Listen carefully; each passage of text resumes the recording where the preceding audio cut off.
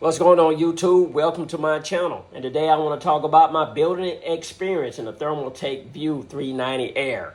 So let's get right into it. So when you're installing your fans, install them first before you install the motherboard. Especially the ones in the front here. They were difficult to get to on the left side to get the screws in, because there wasn't much space in there between the motherboard itself and actually getting those screwed in there. And what I'm talking about, if you got a longer screwdriver, which you're trying to get in there to screw them in, then you're going to have some issues. Thank God I had a ratcheted 90-degree screwdriver, which allowed me to actually get them installed. So it's not going to be impossible, but it's just going to be more difficult. All right, YouTube. I also went with 120 millimeter SWA fans. I didn't go with the 200 millimeter fans.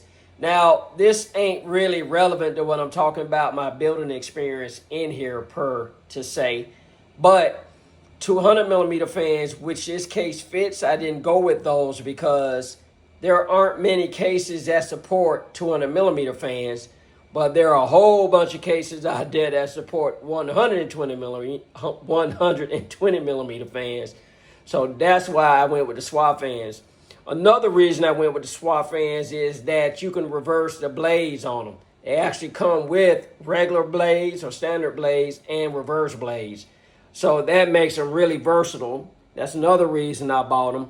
And they do fit flush here in the bottom of the case as well. So that's just a little bit of additional information to talk about if you're thinking or asking yourself, why didn't I go with the 200 millimeter fan? So easy day.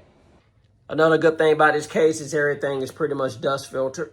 I apologize if there's a little bit of shaking. I'm gonna try to pull this off because it's just put in there by tabs. There we go. Let's pull that off. Let me just sit this down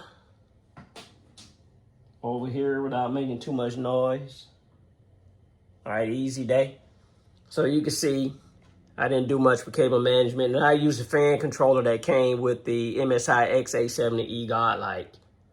So easy day.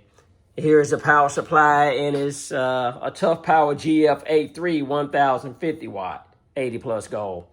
Now I did run into a slight problem putting this in because these holes that secure the power supply didn't want to line up initially. So I got the bottom one in first by just pushing on it, pushing down on it, you know, just adjusting it in the direction that I needed it to go. And I eventually got all 4 screws in there. Now that could be just my case. I'm not sure if that will affect you, but that's what I actually ran into when I was putting in a power supply. So easy day. And yeah, not much else that caused any issues other than the power supply issue I talked about, which could be just specific to my case. When you're putting in your video card, take this bracket off because it gets in the way. You got a screw here and you got a screw there. Just take this bracket off when you're putting your video card in because it gets in the way. And then after you get your video card in, you can just put the bracket back on there. So easy day. And you can vertically mount GPUs in here as well. I didn't want to do that. I've rambled on long enough. Fantastic case. Comes in 4 different colors. It's easy to take things apart. Cable management, I barely did any.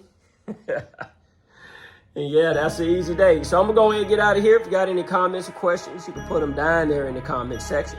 And thank you so much for watching. And have a fantastic and blessed day. Later.